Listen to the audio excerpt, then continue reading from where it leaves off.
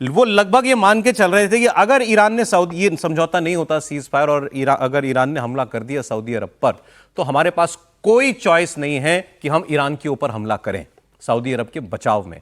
हमको अपनी फोर्सेस भी वहां भेजनी पड़ेंगी। वो ऑलरेडी फोर्सेस हैं पाकिस्तान की सऊदी अरब में, उनकी एयरफोर्स भी है। उन्होंने कहा कि हमको पाकिस्तान सऊदी अरब के लिए ईरान पर वार करना पड़ेगा। इसकी लगभग एक यूनानिमिटी, और ऐसा लग रहा था, इनफैक्ट मैं आपको बताऊं त्रिपाठी जी, कि यह बात कहलवाई जा रही थी लोगों से टीवी के ऊपर, हर चैनल के ऊपर यह बहस चल रही थी कि अगर नहीं हुआ सीज फायर तो हम क्या करेंगे। तो सब लोग ये कह रहे थे नहीं, हमको तो सऊदी अरब की मदद करनी पड़ेगी, एज इफ वो देश के अंदर माहौल बनाना चाहते हो, और आसिम मुनीर, शहबाज शरीफ कि साहब तैयार हो जाओ, हमको ये काम करना पड़ेगा। इस बीच हाँ आप बोलिए। नहीं देखिए, इस पे तो बार बार चर्चा हो चुकी है कि ये दोनों कुल मिलाकर एक जगह से दूसरी जगह पाकिस्तान को ठेके पर देने के लिए जाते हैं।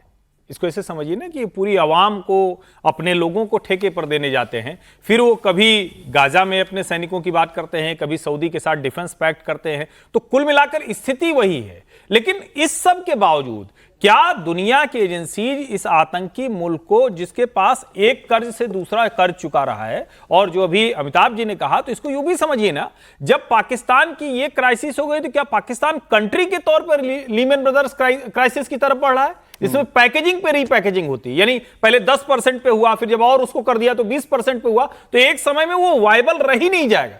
तो ये देश ही कर्ज के लायक नहीं रह जाएगा। तो भले वो अपने लोगों को जिस तरह से बता रहे हो, लेकिन ओवरऑल उसकी स्थिति यही होती जा रही है। अब ये कहा जाता है साहब कि सऊदी अरब और अमेरिका, पाकिस्तान जो है वो क्लोज हो गए, और यूएई और भारत नजदीक आ गए। अब पाकिस्तान के साथ यूएई क्या कर रहा है आप देखिए। वहां पे लोग कह रहे हैं कि ये भाई ये तो बहुत जलील किया जा रहा है हमको, और इसीलिए वो कह रहे हैं कि इनके पैसे लौटाओ।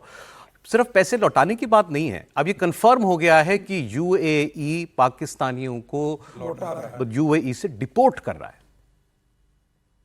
मैं एक बात नहीं समझा अमिताभ जी, इतनी नाराजगी यूएई की क्या है? चलिए सऊदी अरब आपका राइवल है, पाकिस्तान सऊदी अरब का दोस्त है। इस लड़ाई में तो एक ही कैंप में थे ना सऊदी और यूएई दोनों। ईरान तो दोनों को बराबर देख रहा था।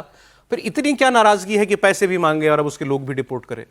देखिए, 2 ट्रैक गल्फ है। अगर आप जीसीसी को भी देखें तो इसमें 4 जो कंट्री हैं, Saudi Arabia, UAE, Bahrain, Qatar और ओमान, और ये 5 कंट्रीज, 6 कंट्रीज जो हैं उनमें 2 स्टैंड आउट करते हैं, यूएई और बहरीन, क्योंकि इन्होंने एक अब्राहम अकॉर्ड साइन किया था 2020 में ट्रंप साहब के कहने पर।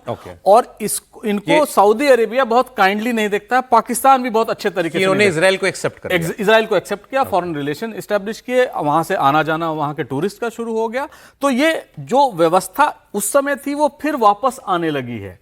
लेकिन ये जो बात हो रही थी ना कि पाकिस्तान भी मिलकर अटैक कर सकता है अगर अटैक करने की स्थिति जरूरत पड़ी, तो उसमें यह भी है कि आखिर गल्फ कंट्रीज भी ये तो सोच रहे थे ना। सऊदी अरेबिया तो कहता था कि हम भी अटैक करेंगे अगर बात आगे बढ़ी तो उसमें पाकिस्तान को अगर साइड लेना हो तब वो कहता था कि हम सऊदी अरेबिया के साइड ले लेंगे।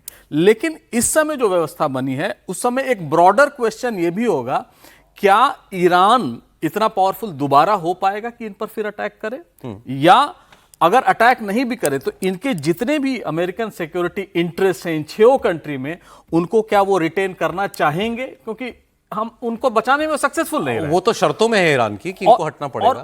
और सऊदी अरेबिया बहुत पावरफुल कंट्री है मिलिटरली, पैसे के हिसाब से 5वां सबसे बड़ा स्पेंडर है डिफेंस इक्विपमेंट्स खरीदने में। $75 बिलियन का बजट है जो भारत से कुछ ही कम है। तो आप समझ सकते हैं उस रीजन में सिवाय न्यूक्लियर वेपन उसके पास नहीं है जो इजराइल के बाकी पास सब कुछ है। बाकी सब कुछ है। फिर क्यों उसे भाड़े के सैनिक चाहिए पाकिस्तान के? क्योंकि ऑर्गेनाइज सैनिक जो हैं, वॉर हार्डेंड एक तरह से, या बैटल हार्डेंड जो है, वो पाकिस्तानी ही उनको दे सकते हैं। और जो कमिटमेंट है, चूंकि पाकिस्तान में एक ही इंस्टीट्यूशन तो आप काम करता है ना, वो है सिर्फ सेना। बाकी तो आप समझ ही रहे हैं क्या है, सारा स्टेट का इंटरेस्ट सेना को डिफेंड करने में जाता है उनके। तो वो एक तरह से काफी कैपेबल सेना मानी जाती है इस्लामिक वर्ल्ड में, और उस सेंस में वो पाकिस्तान। फिर वही मेरा सवाल वही है, इतनी नाराजगी क्या है यूएई की पाकिस्तान से? एक थोड़ा सा यूएई और सऊदी में बेसिक डिफरेंस अभी जो हो गया है, दोनों ऑयल वाली कंट्री हैं, लेकिन यूएई नॉन ऑयल सेक्टर पे अपने जीडीपी को ले जाने में कामयाब रही। यूएई में जो भारत के लिहाज से, अगर संदर्भ के लिहाज से कहें तो भारत के लोग जो वहां हैं उनकी जो इकोनॉमी में हिस्सेदारी है वो बहुत ज्यादा है। इस वजह से भी एक जो रिलेशन की बात होती है, सऊदी में भी है लेकिन उतनी ज्यादा नहीं, यूएई में उनकी हिस्सेदारी ज्यादा है। पाकिस्तान एक्सपेंडेबल क्यों मैं यूएई के लिए कि डिपोर्ट कर दे उनको? नहीं, ये भी तो लाखों में है। देखिए, दो चीजें होती हैं, वो किस बेस पे खड़े हैं। हम लोग शायद कल या परसों भी बात कर रहे थे, यूएई को ये लगता है कि पाकिस्तान में जो ऊपर वाला है वो तो आके जो भी पैसे खर्च करेगा, जो लोग कमाएंगे, जो उनके सेना के लोग हैं जो बेईमानी करके जाते हैं, वो अलग बात है, लेकिन नीचे का जो क्लास है वो यूएई के सिस्टम को खराब कर रहा है, उसको आप समझिए। उसमें वो एक चीज जोड़ दीजिए, जो यूएई के अंदर जो वर्कफोर्स है वो आप देखेंगे कि टेक्नोक्रेट्स, डॉक्टर्स, ऐसे जो मिडिल क्लास वाला जो सेक्टर आप कर रहे हैं वो है। और सऊदी अरब के अंदर आप देख रहे हैं जो लेबर फोर्स है वो ज्यादा है सऊदी अरब के अंदर। ये श्रमिक वर्ग जिसको आप कहते हैं वो ज्यादा सऊदी के अंदर है। सर, मैं बार बार ये पूछ रहा हूं, चलती लड़ाई में जिसमें पाकिस्तान का सारा इंटरेस्ट इसमें था कि लड़ाई रुक जाए, उस बीच यूएई ने इतनी नाराजगी क्यों जाहिर की? नहीं, वो तो डिफेंस पैसे भी लौटा और ये भी लौटा। वो तो डिफेंस पैक्ट, देखिए वो तो सऊदी अरब के साथ नहीं तो वो तो दोनों, ईरान तो दोनों को मार रहा था, लेकिन पाकिस्तान ने सऊदी के साथ डिफेंस पैक्ट तो उसके साथ है ना। समझिए, पाकिस्तान देखिए दोनों कंपीट कर रहे हैं एक वजह से। देखिए पाकिस्तान, देखिए सऊदी अरब और यूएई दोनों एक दूसरे को कंपीट कर रहे हैं। पाकिस्तान सऊदी के साथ खड़ा है, तो स्वाभाविक है कि जो दुश्मन का दोस्त है वो आपका भी दुश्मन है, तो उसी के वही एक कारण बनता है जिसके कारण वो एक आपको मजेदार सा बयान दिखा देता हूं, छोटा सा बयान है कि जो लोग तुलना करते हैं कभी भारत की पाकिस्तान की, आज जिनको लग रहा है पाकिस्तान बहुत बड़ी पोजीशन पे पहुंच गया है, उनको सुन लेना चाहिए। ये पाकिस्तान के एक बड़े पत्रकार, उनसे टीवी पे एक ने सवाल पूछा कि साहब ये बताओ, ये भारत तो रूस से सब जगह से तेल मंगवा लेता है, ये इसका काम तो चल जाता है, हम क्यों नहीं मनाते? हमने क्यों नहीं रूस से तेल लिया? हमने क्यों नहीं रिफाइनरियां बनाई अपने यहाँ इतनी बड़ी जितनी इंडिया में है? उसका जवाब आप सुन लीजिएगा। और पाकिस्तान के लिए उन्होंने एक एडजेक्टिव, विशेषण इस्तेमाल किया है, पाकिस्तानी नहीं, वो सुनिए। इन्होंने कहा हम फुकरे हैं हम, कि मतलब हमारे पास नहीं है कैपेसिटी। और सीरियस नोट प्रॉब्लम उन्होंने बताई पाकिस्तान की, और वो भारत की सबसे बड़ी ताकत है, वो है स्टेबिलिटी। उन्होंने कहा हमारे यहाँ कभी फौजी सरकार, कभी सिविलियन सरकार की भी आई गई, एक आता है दूसरा जाता है, कोई आज तक 5 साल नहीं पूरे किए किसी सरकार ने पाकिस्तान में, आज तक 80 साल में 5 साल एक सरकार चली ही नहीं है। कहते कौन आएगा आपके यहाँ इन्वेस्ट करने के लिए? हम तो बुलाते हैं कि आओ पैसा लगाओ, रिफाइनरी लो, हमारे पास पोर्ट भी है, सब कुछ है। और ज्योग्राफिकली मेरे से एग्री करेंगे सर, पाकिस्तान की लोकेशन बेहतरीन है, क्यों सर नहीं है? और बहुत अच्छी जगह पर है पाकिस्तान ज्योग्राफिकली, लेकिन कोई व्यक्ति वहां पर पैसा लगाने को तैयार नहीं है। अब मैं आपको एक जो इनकी विदेश मंत्री है उनका एक बयान अभी नहीं है मेरे पास, नहीं तो आपको सुनाता, बड़ा मजेदार बयान है समीर जी। उनसे भी यही सवाल था, आपकी हमारी इकोनॉमी क्यों नहीं चलती, इंडिया की क्यों चलती है?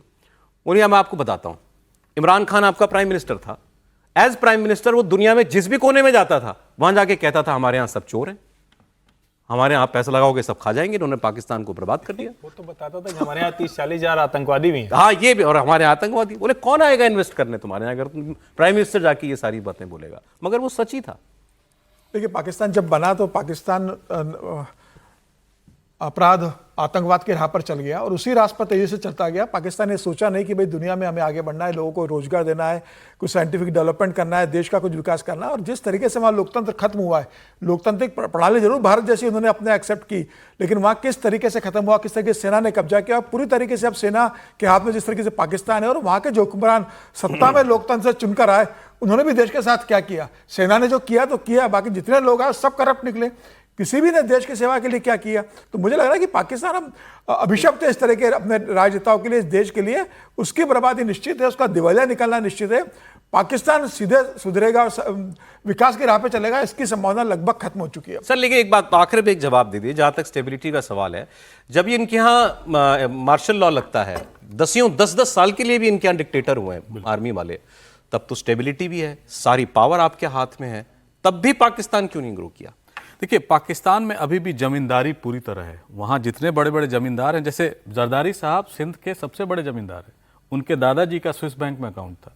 नवाज शरीफ साहब सबसे बड़े इंडस्ट्रियलिस्ट है वहाँ के, शरीफ इंडस्ट्रीज है, शहबाज शरीफ फैमिली जो है, वो वहाँ पर पूरे पैसे पर अपना पूरा वजूद कायम रखते हैं। और एक तरह से कहा जाए वहाँ के अंबानी है शरीफ साहब, गलत नहीं होगा कहना।